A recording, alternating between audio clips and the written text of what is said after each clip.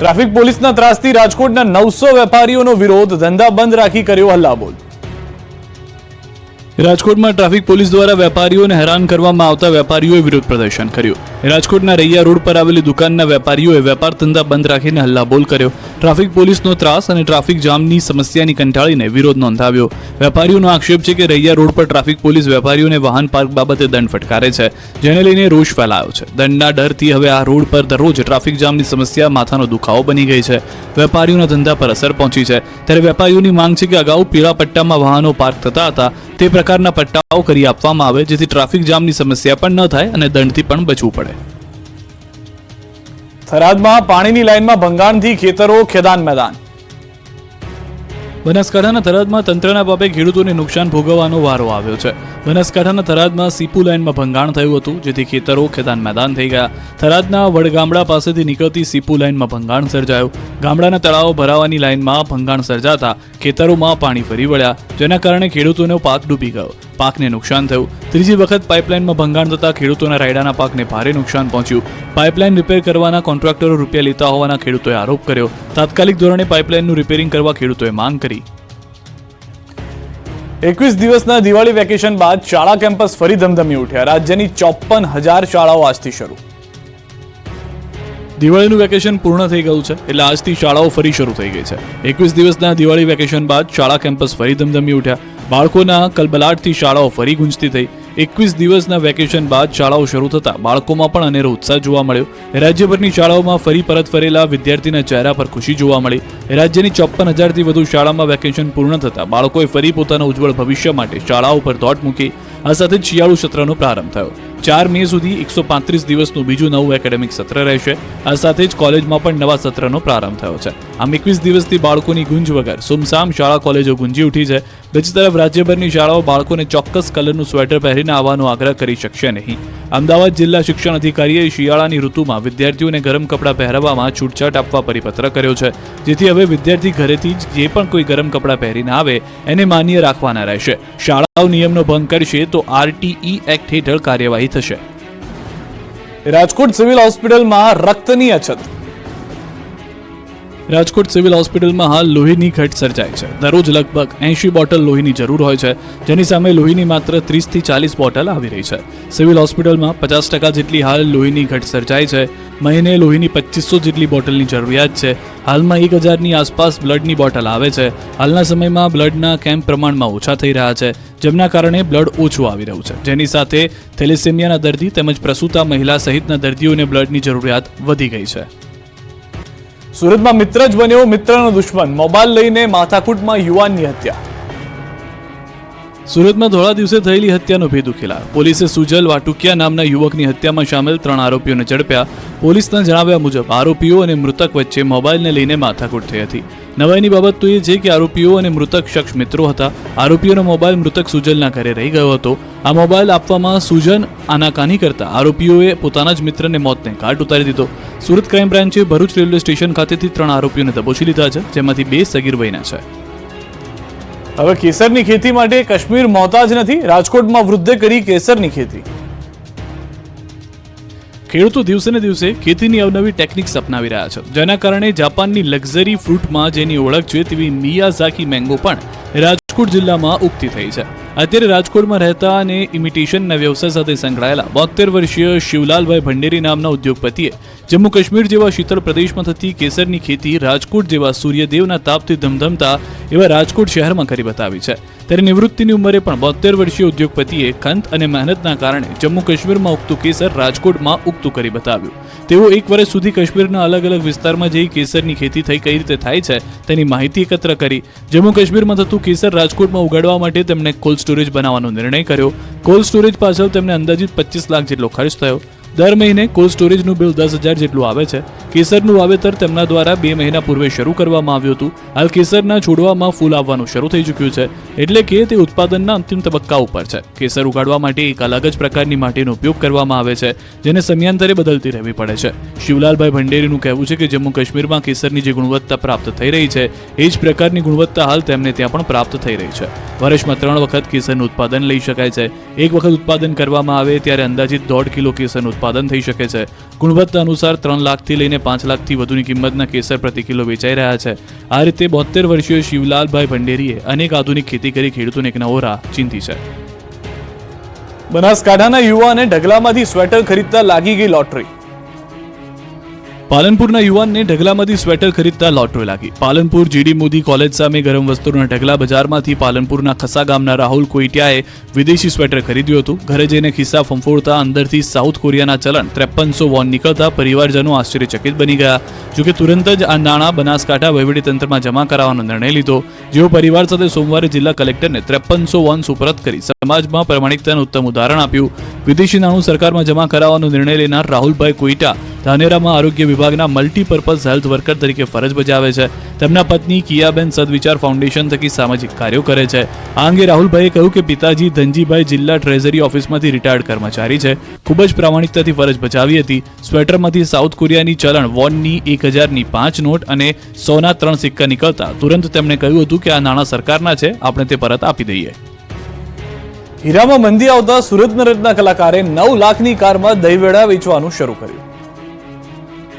સુરત હીરા બજારમાં મંદીના કારણે અનેક રત્ન કલાકારો બેકાર થઈ ગયા છે. હવે ઘર ચલાવવા અને લોન ચાલતી હોય તેને હપ્તા ભરવાના પણ ફાફા છે. પરંતુ કોઈ પણ પરિસ્થિતિમાં પણ ડગે નહીં તેનું નામ ગુજરાતી. ગુજરાતી ક્યારેય બેકાર બેસી ન રહે. એક રસ્તો બંધ થાય તો બીજો રસ્તો ખોલી લે. આ યુક્તિ સાર્થક કરી સુરતના રત્ન કલાકાર 34 વર્ષીય વિકી સોનીએ. જુઓ આ દ્રશ્યો. સુરતમાં રોડ પર આ યુવક 9 લાખની કારમાં આવીને દહીંવડા વેચી અન્ય રત્ન કલાકારો માટે પ્રોત્સાહનનો પંચ આપી રહ્યો છે. આ યુવક છેલ્લા 2 વર્ષથી રાંદેર વિસ્તારમાં રોડ પર દહીંવડા વેચી પરિવારનું ગુજરાન ચલાવી રહ્યો છે. રત્ન કલાકાર તરીકે નોકરી કરતા સમયે હપ્તેથી કાર લીધી હતી. જોકે મંદીના કારણે નોકરી છૂટી જતા ઘર ચલાવવા અને હપ્તા ભરવાના પણ ફાફા પડી ગયા. ત્યારે વિકી સોનીની પત્નીએ હિંમત આપતા હપ્તે જે લીધેલી કારની કમાણીનું સાધન બનાવી દીધું. 9 લાખની કારમાં દહીંવડા વેચવાનું શરૂ કર્યું. દહીંવડા વેચીને જ યુવકે કારના તમામ હપ્તા પણ ચૂકવી દીધા. પત્નીના ફૂલ સપોર્ટના કારણે સંઘર્ષને પાર પાડી દીધો. શરૂઆતમાં લોકો પણ ઓછા આવતા અને ઓર્ડર પણ ઓછા મળતા. હાલ એક ડબ્બામાં 50 રૂપિયાના દહીંવડા વેચું છું. રોજના 150 થી 200 જેટલા ઓર્ડર અને અહીંથી લોકો લઈ જાય છે. મોટાભાગના લોકો પાર્સલ લઈ જાય છે. આ રીતે બેકાર બનેલા યુવાને પોતાની વાત કરી અને ભારતના કલાકાર મંદીના કારણે આપઘાત કરતા રત્ન કલાકારો માટે પણ પ્રેરણારૂપ બન્યો. યુવક આપઘાત કરતા લોકોને પણ હિંમત ન હારવાની અપીલ કરી રહ્યો છે. અમદાવાદમાં 25 કરોડના ખર્ચે બનશે સિંહ આકારનું માં દુર્ગાનું મંદિર. અમદાવાદના સાણંદમાં વિશ્વનું પહેલું સિંહ આકારનું માં દુર્ગાનું મંદિર બનાવવામાં આવી રહ્યું છે. શાસ્ત્રોક્ત વિધિ સાથે મંદિરનું ભૂમિપૂજન કરાયું. સાણંદ નર સરોવર રોડ પાસે વનાળિયા ખાતે 15 વીઘા જમીનમાં આશરે 25 કરોડના ખર્ચે આકાર પામશે દુર્ગા મંદિર. આગામી 2 વર્ષમાં મંદિરનું નિર્માણ કાર્ય પૂર્ણ કરવામાં આવશે. સતત 24 કલાક મંદિરનું નિર્માણ કાર્ય કરાશે. મંદિરમાં નિત્યક્રમ શિબિરનું પણ આયોજન કરાશે. તેમજ નિઃશુલ્ક ભોજન પ્રસાદ વિતરણ કરાશે. નિઃશુલ્ક મેડિટેશનની પણ વ્યવસ્થા હશે. મંદિર પટાંગણમાં સત્સંગ હોલ, યજ્ઞશાળા, રહેવા માટે રૂમ, ભોજનાલય સહિતની તમામ સુવિધા ઊભી કરવામાં આવશે. મંદિર પ્રવેશ કરતા પહેલા 221 ફૂટ લાંબા અને 50 ફૂટ પહોળા ત્રિશુલ નીચેથી પસાર થવું પડશે. સાથે જ મંદિરના એક સાથે 300 લોકો બેસીને દર્શન કરી શકે તેવી વ્યવસ્થા પણ ઊભી કરાશે. ગર્ભગૃહ 2 માળનું તૈયાર કરવામાં આવશે. જેમાં પ્રથમ માળ પર 51 શક્તિપીઠના દર્શન કરી શકાશે. જે 51 શક્તિપીઠની જ્યોત લાવીને અહીંયા સ્થાપના પણ કરવામાં આવશે. મંદિર માટે પથ્થર સ્પેશિયલ ઔરંગાબાદથી મંગાવવામાં આવશે. જેમાં એક જ પથ્થરમાંથી માં દુર્ગાની 21 ફૂટની મૂર્તિ તૈયાર કરવામાં આવશે. દ્વારકાથી સમાચાર. ભારતીય જળસીમા નજીક એક બોટ દરિયામાં ડૂબી જવાની ઘટના આવી છે જાણમાં. ભારતીય કોસ્ટગાર્ડ દ્વારા જાણ થતા તાત્કાલિક 7 જેટલા ખલાસીને બચાવી લેવામાં આવ્યા છે. બોટના માલિક ઓખાના દામોદરભાઈ ચાંબુડિયાની બોટ હોય, જેમાં 7 ખલાસીઓને ભારતીય કોસ્ટગાર્ડ દ્વારા રેસ્ક્યુ કરી બચાવી લેવાયા છે. ભારતીય માછીમાર બોટ માંગરોળની હોવાનું સામે આવી રહ્યું છે. આ માછીમારી બોટ ઓખા બંદરથી ઓપરેટ થતી હોવાનું સામે આવી રહ્યું છે. વધુ વિગતો માટે ઓખા મરીન પોલીસ તપાસ હાથ ધરી ચૂકી છે. બનાસકાંઠાના વાવના ધરાધર ગામમાં યુવક પર હુમલાના બનાવમાં પરિવારની હાઈકોર્ટમાં જવાની ચીમકી. પોલીસ આરોપીઓને છાવરતી હોવાનો આક્ષેપ સાથે યુવકના પરિવારે એસપીને રજૂઆત કરી. યુવક વિપુલ દવે પર હુમલો કરાયા બાદ પોલીસે ફરિયાદ લેવાનો વિલંબ કરી હળવી કલમ દાખલ કરવાના ગંભીર આક્ષેપ યુવકના પરિવારે કર્યા. પરિવારે વાવ ઇન્ચાર્જ પીઆઈ સામે હાઈકોર્ટમાં જવાની પણ ચીમકી ઉચ્ચારી છે. પાકના સારા ભાવ ન મળતા કોડીનાર યાર્ડમાં ખેડૂતોએ હરાજી બંધ કરાવી.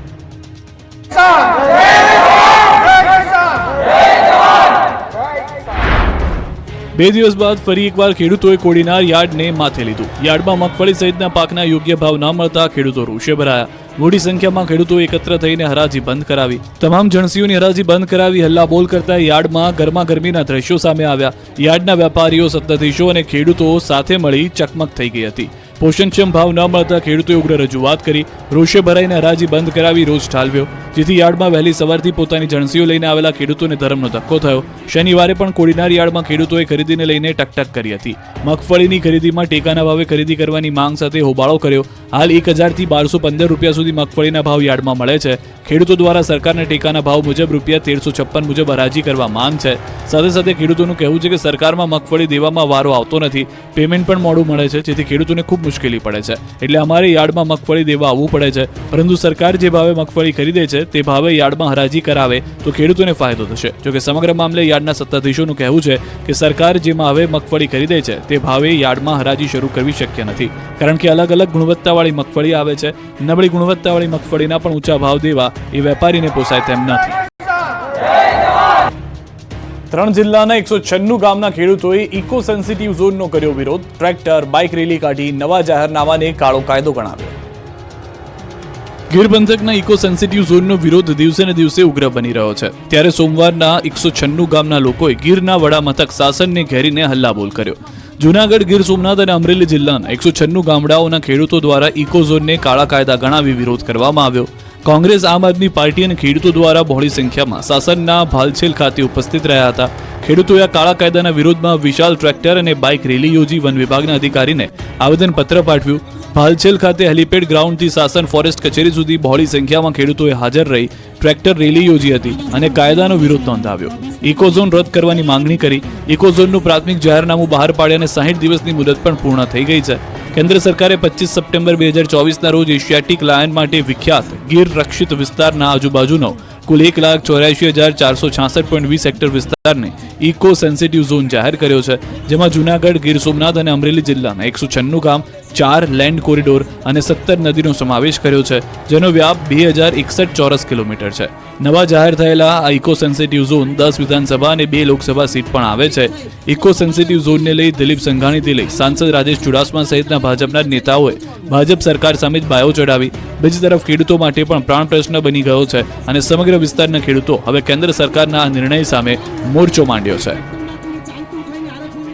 મોરબીમાં લોકો જાતે પૈસા ઉઘરાવી રોડ બનાવી રહ્યા છે. મનપાએ પૈસા ન આપતા રોડનું કામ અધૂરું મૂકી લોકોએ કર્યો હલ્લાબોલ. મોરબીમાં સ્થાનિકો દ્વારા રોડ રોકી વિરોધ કરી કર્યો ચક્કાજામ. મોરબીના 75 રોડ પરના સ્થાનિકોએ શ્યામ પાર્ક એક સોસાયટીનો રોડ મંજૂર કર્યા બાદ અનેક રજૂઆતો કરવા છતાં અધૂરા રોડનું કામ શરૂ ન કરતા સ્થાનિકો રોષે ભરાયા. રહીશોએ રસ્તો રોકી ચક્કાજામ કર્યો. મંજૂર થયેલા રોડનું કામ તાત્કાલિક શરૂ થાય તેવી સ્થાનિકોની માંગ છે.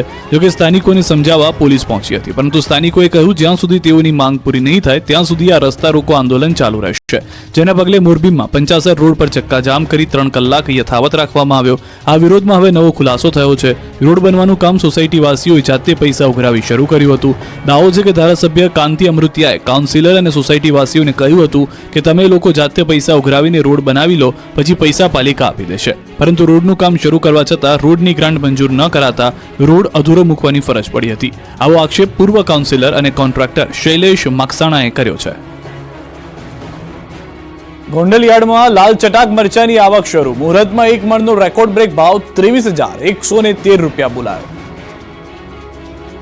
લાલ ચટાક મરચાથી ગોંડલ યાર્ડ ઉભરાયું હતું. લાલ મરચાની આવકના શ્રી ગણેશ થયા. સૌરાષ્ટ્ર ગુજરાતનું નંબર 1 ગણાતું ગોંડલ માર્કેટિંગ યાર્ડમાં રોજિંદા વિવિધ જણસીઓની આવક થતી હોય છે.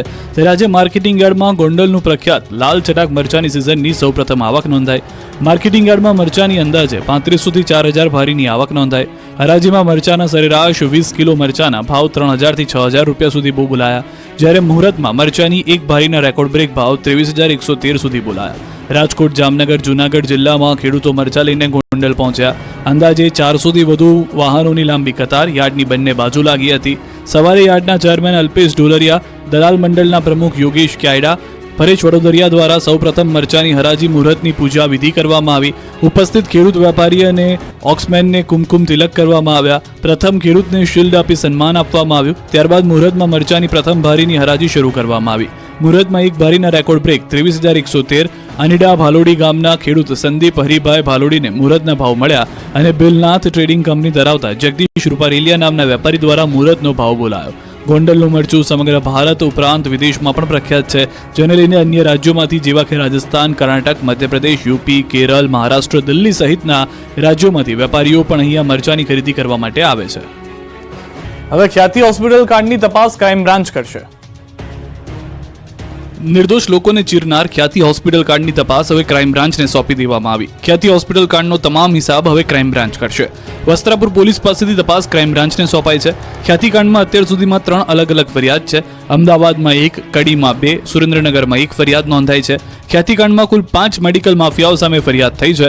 અત્યાર સુધીમાં એક જ આરોપીની ધરપકડ થઈ છે. સ્વાર્થ માટે સર્જરી કરનારના કૌભાંડમાં હજુ 4 ગિરફ્તારથી દૂર છે. ખ્યાતિ હોસ્પિટલ કાંડ બાદ ગુજરાતનું ઇન્ડિયન મેડિકલ એસોસિએશન એક્શનમાં આવ્યું છે. ખ્યાતિ હોસ્પિટલને કાઉન્સિલમાં 7 દિવસમાં જવાબ આપવા આદેશ કર્યો છે. સાથે ડોક્ટર સામે કડક કાર્યવાહીની માંગ કરી છે. આરોગ્ય મંત્રીને પત્ર લખી ઝડપી કાર્યવાહી કરવા માંગ કરી છે. ગુજરાતના ઇન્ડિયન મેડિકલ એસોસિએશનના પ્રમુખ ડોક્ટર મેહુલ શાહે જણાવ્યું કે એન્જિયોપ્લાસ્ટી ઇમરજન્સી સર્જરી નથી. દર્દીઓને સેકન્ડ ઓપિનિયન લીધો હોત તો આ દુર્ઘટના રોકી શકાઈ હોત. એક આંખલાએ 4 સાવજોને અફવાવ્યા. પીપાવાવ પોર્ટ નજીક આંખલાની હિંમત જોઈ વનરાજાએ શિકાર કરવાની હિંમત ન કરી. અમરેલીના પીપાવાવમાં 4 સાવજ સામે એક આંખલાની ચતુરાઈ ભારે પડી ગઈ. એક આંખલાએ 4 સાવજોને હંફાવ્યા. રાજુલા તાલુકામાં આવેલ પીપાવાવ પોર્ટના ગેટ નંબર 1 બહાર નીકળવાના માર્ગે એક સાથે 4 સાવજો વચ્ચે આંખલો જોઈ સિંહો શિકાર